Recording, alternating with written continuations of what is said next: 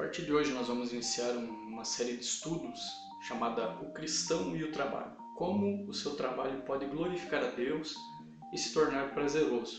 Nós vamos estar baseando nossos estudos nessa revista da editora Cultura Cristã da Igreja Presbiteriana do Brasil, a revista Nossa Fé, que vai então nos trazer as temáticas, que nós vamos trabalhar os assuntos dentro desse tema do cristão e o trabalho. Espero que seja proveitoso para você, espero que você aprenda com esses estudos e seja de fato para sua edificação como cristão, como um servo de Jesus, como um discípulo de Jesus aqui na Terra. Deus nos abençoe e nos acompanhe então nessa série de estudos.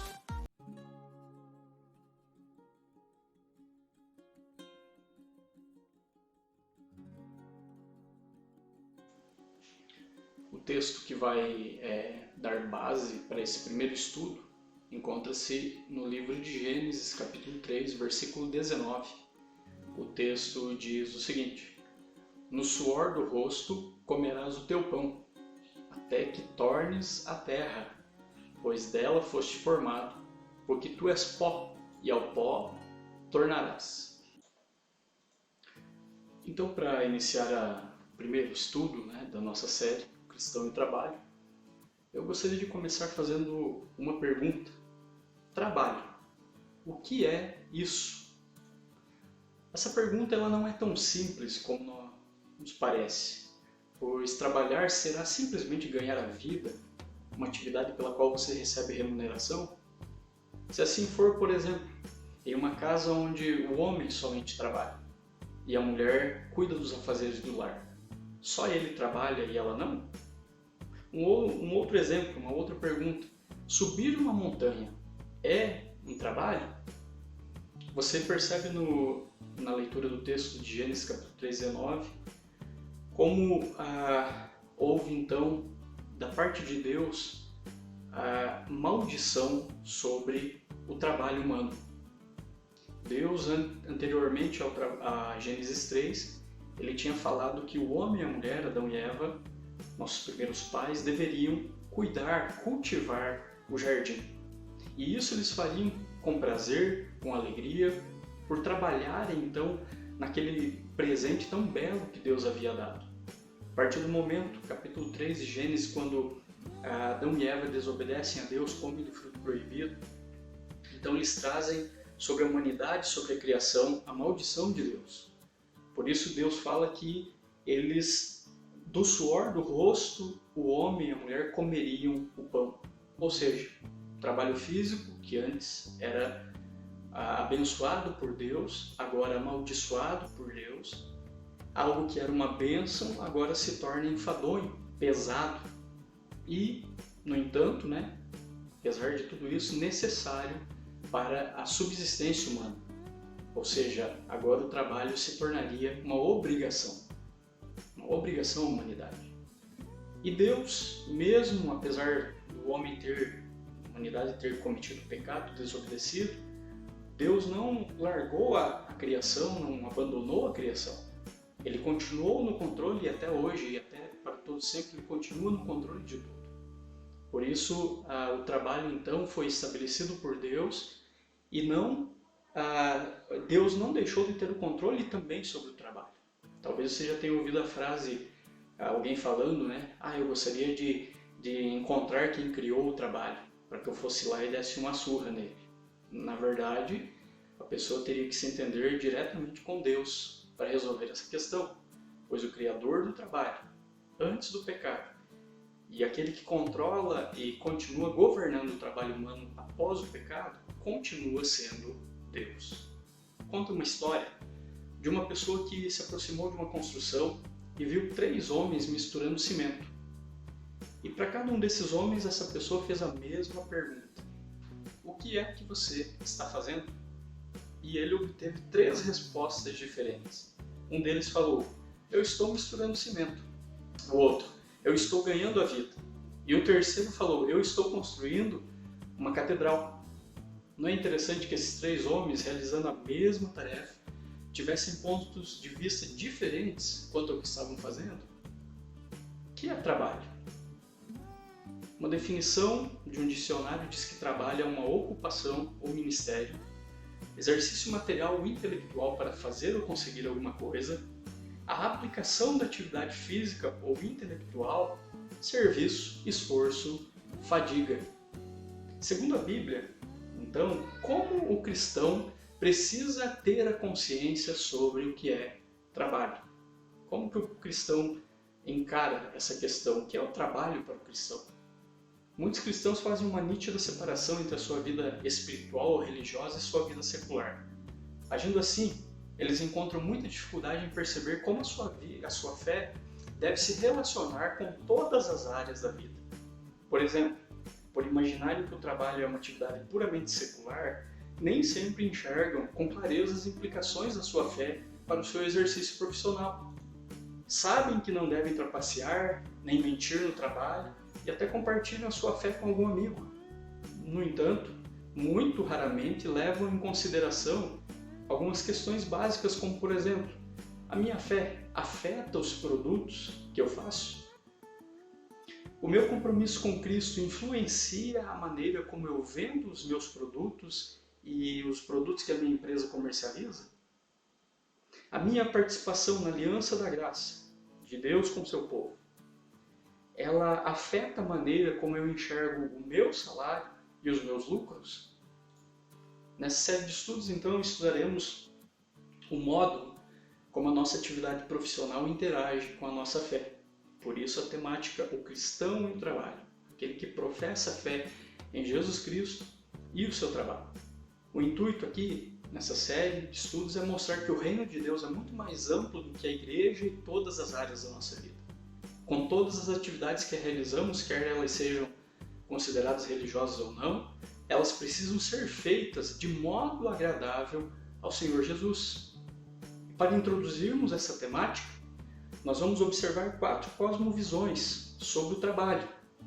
Ou seja, como essas 4 maneiras de enxergar o trabalho afetaram, em algum momento da história, o pensamento humano sobre o trabalho e, de certo modo, muitas delas ainda afetam a maneira como as pessoas enxergam o trabalho.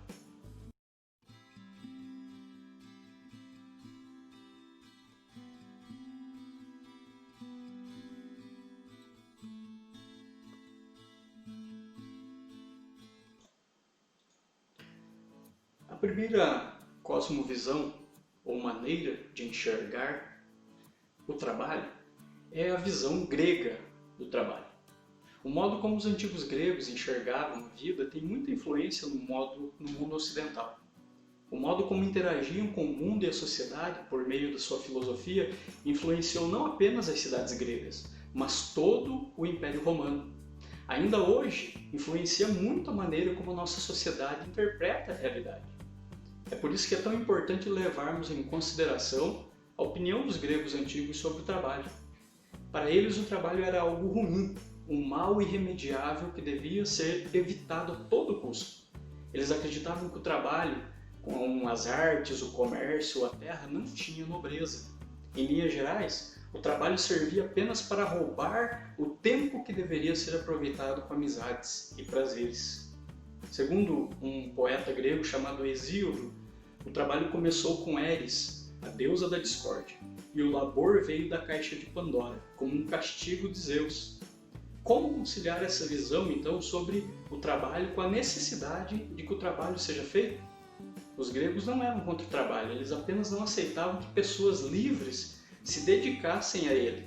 Não tinham nada contra o trabalho feito por animais ou escravos. Segundo os gregos, os trabalhadores escravos vêm ao mundo, trabalham, reproduzem-se e morrem sem deixar marcas de sua existência.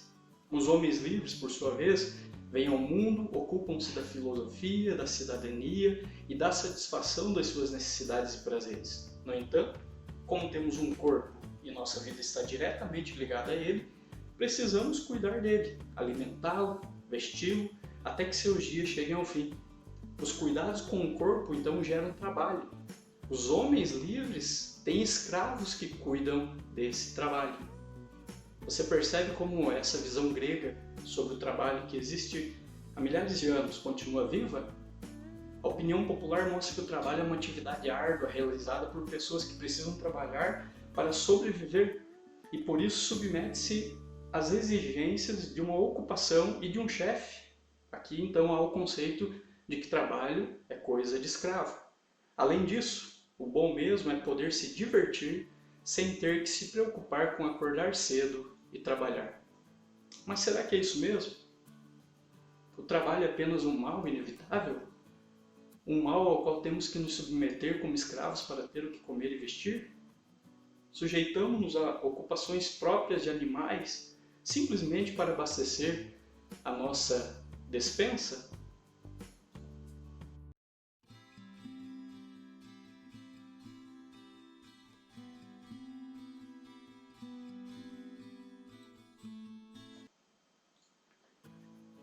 Uma outra cosmovisão é a visão medieval do trabalho.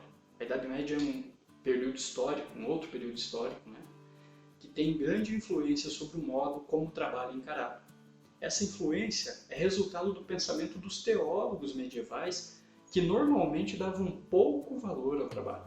Os cristãos medievais eles acreditavam que o trabalho era instrumentalmente bom. Em outras palavras, o trabalho era bom porque produzia bons resultados. Ele alimentava o corpo, humilhava a alma e agradava a Deus. Esse era o resumo, né, da consciência, da ideia de trabalho naquela época histórica. Mas para aqueles cristãos, o trabalho não tinha um valor intrínseco, ou seja, não tinha valor em si mesmo. Se a pessoa tinha com que se sustentar, ela não precisava trabalhar. É claro que essa opinião sobre o trabalho, você percebe muito bem isso, tinha muita influência da filosofia grega. Mais uma vez, então, os cristãos tiveram dificuldade de enxergar a relação que o seu trabalho tinha com a sua fé, assim como acontece hoje. Alguns cristãos conseguem perceber a importância de não mentir no trabalho ou de cumprir as promessas feitas aos colegas de trabalho, mas dificilmente percebem que a sua fé tem a ver com os produtos que ela fabrica ou com o tipo de serviço que ela presta.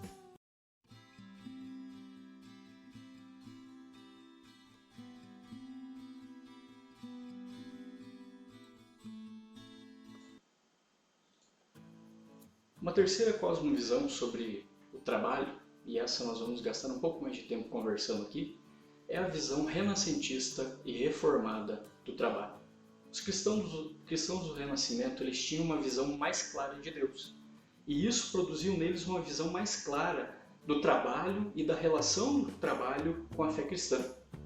Em vez de interpretarem Deus como um ser passivo e distante que pouco ou nada tem a ver com o mundo criado, os cristãos do Renascimento chamavam Deus de artesão do universo. Segundo eles, Deus demonstrou seu poder e sua sabedoria ao criar o universo. Como resultado dessa autoconsideração que tinham por Deus como artesão, esses cristãos passaram a dar mais valor à habilidade profissional, ao empenho, ao lucro e ao próprio trabalho.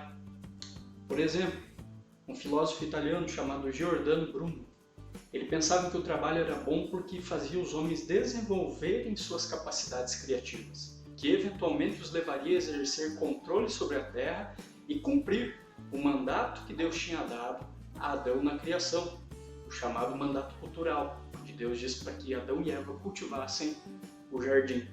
O Renascimento negava que o trabalho fosse uma atividade própria dos animais, pois os animais trabalham ou trabalhavam sem pensamento ou variação, conforme padrões rígidos de comportamento instintivo, enquanto os homens usam a imaginação planejando e executando as suas ações. Eles criam, inovam, fabricam coisas a partir dos materiais da natureza. Assim, há um sentido em que o trabalho é o reflexo do fato de termos sido criados à imagem e semelhança de Deus. A Reforma protestante ela levou a afirmação do trabalho um passo mais à frente.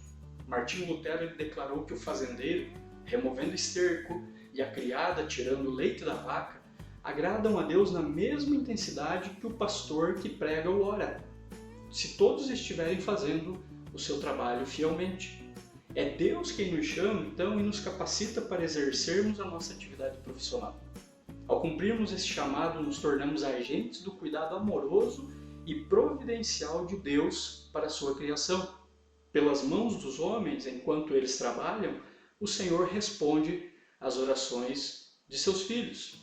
À noite, por exemplo, oramos pelo pão nosso de cada dia. E na manhã seguinte os padeiros se levantam cedo para assar esse pão. Oramos por segurança na viagem, e os mecânicos consertam os carros e os aviões, e os operários colocam placas de sinalização de velocidade no trajeto. Quando desempenhamos então nossas vocações fielmente, os nus são vestidos, os famintos são alimentados, os enfermos curados e os ignorantes educados. Calvino, um outro reformador, e um grupo de reformadores chamados puritanos concordam que os homens agradam a Deus quando se ocupam de vocações honestas. De fato, toda tarefa, mesmo as que são tidas em baixa estima pelas pessoas, é preciosa aos olhos de Deus, se for exercida para a glória do Senhor, que nos vocaciona e nos capacita para o trabalho. Os cristãos só devem se ocupar então de atividades lícitas. As atividades ilícitas não correspondem a nenhum chamado de Deus para os cristãos. E mais amplamente para ninguém. Por exemplo, nenhum cristão é chamado por Deus para produzir ou distribuir produtos sem nota fiscal, pois há vários tipos de pecados envolvidos nesse tipo de atividade: fraude, mentira, roubo. No entanto, deve chamar a nossa atenção o fato de que temos a exortação bíblica de trabalhar fazendo o que é bom, conforme o texto de Efésios capítulo 4, versículo 28. Isso envolve então trabalhar em harmonia com as leis vigentes, segundo o Senhor Jesus falou, dando a César o que é de César e a Deus o que é de Deus. Mas não basta trabalhar apenas com aquilo que é lícito. Há atividades que são lícitas, mas não se harmonizam com a fé cristã que nós professamos.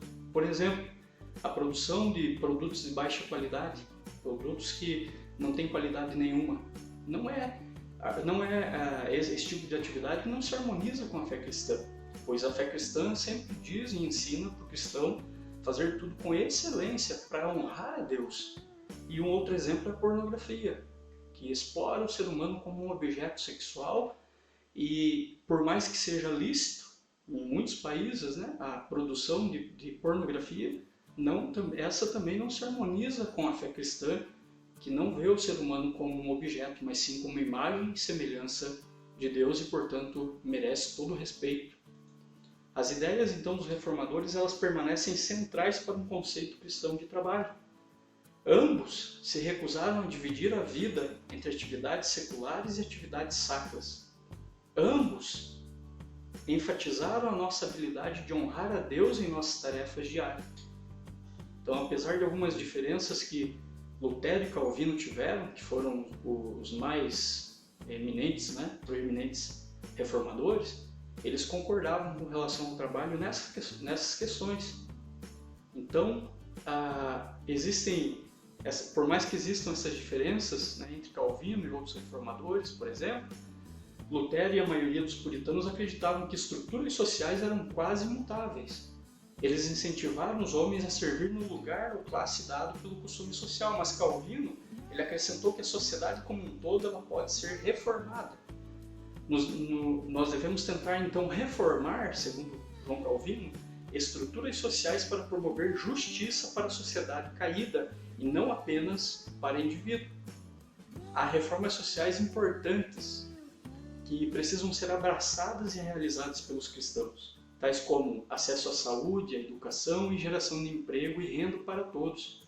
Os reformadores, então, apesar de diferenças secundárias de pensamento, mas nos pensamentos principais e também, especialmente nessa questão do trabalho, eles fizeram duas alegações cruciais. A primeira, nenhum lugar de trabalho é absolutamente secular. Por mais degradado que seja, esse lugar pertence a Deus. Portanto, nós temos um dever como cristãos de honrar o nosso trabalho com um exercício profissional de boa qualidade. E uma segunda afirmação é que Deus nos reforma por meio do nosso trabalho. Esses dois princípios nos capacitam a viver como filhos de Deus no local de trabalho e a exercer o reino de Deus ali.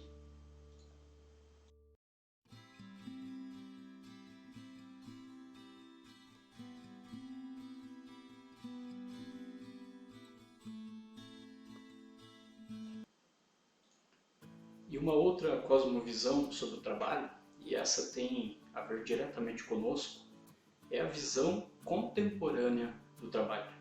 Visão contemporânea do trabalho, como nós cristãos hoje em dia, pleno ano 2020, nós então precisamos encarar o trabalho como nós devemos olhar, pautados pela Bíblia, para o trabalho. O relato de Gênesis capítulo 2, versículos 15 a 19, mostra que Deus colocou o trabalho nos seus planos para o homem. Eu havia comentado anteriormente que Deus ele cria o trabalho e dá o trabalho para o ser humano como uma bênção, antes do pecado, né? Capítulo Gênesis 3. Então, no capítulo 2 de Gênesis, versículo 15 a 19, você percebe então Deus de forma muito clara colocando o trabalho nos planos dele, né, para o homem. Ainda antes que houvesse pecado, havia trabalho. E ele era feito com alegria, como parte da vida, como parte do dia a dia. Portanto, temos motivos para olhar o trabalho com mais otimismo. Diferente daquela ideia, né, que alguns têm de que gostariam de até bater em alguém que criou o trabalho. Nós cristãos olhamos o trabalho de uma forma mais otimista, porque nós olhamos de uma forma bíblica, aprendemos, né, na Bíblia a olhar o trabalho dessa forma. Algo que precisa ser levado então em consideração nessa temática é que, segundo o ponto de vista da sociedade moderna, pessoas que têm ocupações consideradas de maior status são mais bem vistas, enquanto as pessoas que têm ocupações mais modestas são tratadas com descaso.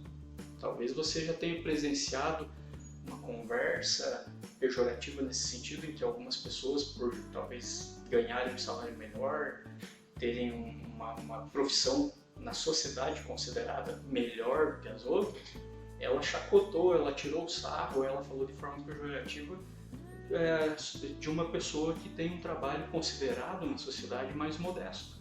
Infelizmente, ainda essas coisas ocorrem, né? Apesar de sermos um pouco mais esclarecidos hoje em dia, mas ainda há pessoas que caem nesse tipo de ignorância e nesse tipo de egocentrismo, né? Mas, voltando aqui ao nosso estudo, né, o cristão ele não pode submeter-se a essa visão equivocada sobre o trabalho. O fato de muitas pessoas possuírem empregos modestos não as torna inferiores a ninguém. Deus não faz esse tipo de distinção, de nenhum modo. Ele trata com descaso os lavadores de louça ou as faxineiras que realizam as tarefas mais pesadas e mais humildes. Deus não conhece nenhum sistema de castas, ele não nos separa por categorias de nenhuma espécie. Lembre-se que entre os amigos de Jesus estavam pessoas humildes, pescadores, pastores de ovelha. Então todo trabalho honesto, ele possui um valor perante Deus. Outro elemento que nós precisamos levar em conta é quando apresentamos a visão contemporânea do trabalho, é a fadiga que os trabalhadores são submetidos por vários motivos. Um deles é a precariedade dos sistemas de transporte público, por exemplo. Muitos trabalhadores desse sistema passam horas e horas todos os dias em ônibus e trens lotados. Talvez você mesmo já tenha passado por essa experiência de ter que ir ao seu trabalho e estar ali amontoado com outras pessoas num ônibus, dentro de um ônibus, né? Todo mundo ali apertado, sem espaço, às vezes até mesmo para respirar. Quem já passou por esse tipo de situação entende muito bem o que eu estou falando aqui. E outra questão aqui que a gente precisa pensar também sobre essa questão do trabalho é a opressão desumana que muitos sofrem no local de trabalho. Um fato terrível é que, mesmo em nosso país, ainda há pessoas que trabalham em regime de escravidão. Além dos escravos modernos, há os trabalhadores que são diariamente oprimidos em seu local de trabalho por chefes autoritários e desumanos, por terem de trabalhar em locais sem higiene ou pelas condições precárias em que o trabalho é realizado. Toda condição de trabalho que torne o labor opressivo deve ser condenada abertamente pelos cristãos. Por qualquer pessoa, mas especialmente pelos cristãos. Não podemos nos calar diante desse tipo de situação. A Escritura afirma que o trabalhador ele precisa ser tratado com dignidade. Em 1 Timóteo, capítulo 5, versículo 18, o apóstolo Paulo afirma que o trabalhador é digno do seu salário. E no mesmo texto, ele repete o ensinamento de Deuteronômio, capítulo 25, versículo 4, que diz: não amordaces o boi quando pisa o trigo. Ora, se Deus se preocupa em nos dar mandamentos que nos impeçam de sermos injustos, até mesmo com os animais, com quanta dignidade nós devemos tratar os seres humanos que trabalham conosco ou para nós? O regime opressor a que muitos trabalhadores são submetidos e as precárias condições de trabalho existentes em muitas empresas explicam por que tantas pessoas começam a sonhar com a aposentadoria aos 40 anos de idade. É uma coisa a se pensar. Consideremos também os trabalhos importantes que não geram rendimento. Por exemplo, o trabalho voluntário e o trabalho doméstico. Visto que trabalha mais do que a subsistência, muitas pessoas continuam trabalhando por prazer, até mesmo depois que se aposentam. Muitas trabalham em casa, fazendo pequenos trabalhos domésticos, apenas para desenvolver as suas habilidades manuais e sua capacidade criadora. Temos o exemplo aí das senhoras, né, mulheres que, mesmo depois aposentadas, continuam, na verdade, né, a cozinhar, a fabricar bolos em casa, porque são hábeis naquilo. Outras pessoas se dedicam às atividades domésticas e a maioria por obrigações sem prazer. Diferente daqueles que trabalham mesmo depois aposentados em casa por prazer, há pessoas que continuam trabalhando mesmo em casa, mas sem nenhum prazer em fazer isso. Então a esses é preciso dizer que esse trabalho é tão sublime quanto qualquer outro. Outros fazem isso por opção, né? Por gostarem de ver a casa arrumada e cheirosa.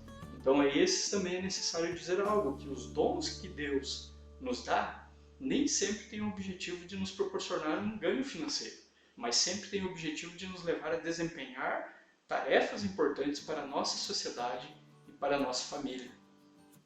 O trabalho, então, nos dá significado e direção, identidade e propósito. Pelo trabalho ganhamos a satisfação de contribuir para algo maior do que nós mesmos. Por fim, reconhecidamente muitos trabalham porque se conformam com os papéis que a sociedade impõe a eles. A sociedade premia os trabalhadores e pune os preguiçosos. Mas fazemos mais do que ganhar dinheiro e status social com o nosso trabalho. O trabalho é afetado, infelizmente, afetado pela maldição a que está submetido pelo pecado e pela irritação de trabalharmos com outros pecadores tão limitados e tão imperfeitos quanto nós mesmos. No entanto, ele ainda tem valor intrínseco porque Deus trabalha e nos convoca para sermos seus companheiros de trabalho. Os gregos e os pensadores da Idade Média tinham uma visão distorcida do trabalho, que afeta o conceito de trabalho até os nossos dias. Com o Renascimento e a Reforma Protestante, então, esse conceito foi revisto para se adequar ao que ensina a Escritura Sagrada, a Bíblia Sagrada. Os cristãos da atualidade, então, devem manter essa visão bíblica do trabalho e transmiti-la pelo ensino e pelo testemunho pessoal. Aqui, então, gostaria de finalizar da nossa aplicação pessoal, sobre esse tema, trabalho, o que é isso, que importância tem eu pensar no trabalho, 3 perguntas eu gostaria de deixar aqui para a sua reflexão e para mim. Nesse estudo, vimos que nenhum trabalho é inteiramente secular. Como esta convicção cristã afeta o seu trabalho? Em que este estudo pode ajudá-lo a mudar em sua vida ou em seu exercício profissional? No que tudo isso que nós conversamos aqui pode ajudar você a mudar, talvez a sua vida profissional, ainda mais hoje em dia, uma época de reinventar-se, profissionalmente, no que esse estudo, essa reflexão sobre o trabalho, sobre o que é o trabalho, pode mudar a sua vida ou o seu exercício profissional. E uma terceira pergunta: você trabalha para a honra de Deus e seu reino? enquanto você aperta parafusos ou varre o chão da empresa? Reflita comigo, pense comigo e trabalhe para a glória de Deus. Que Deus o abençoe.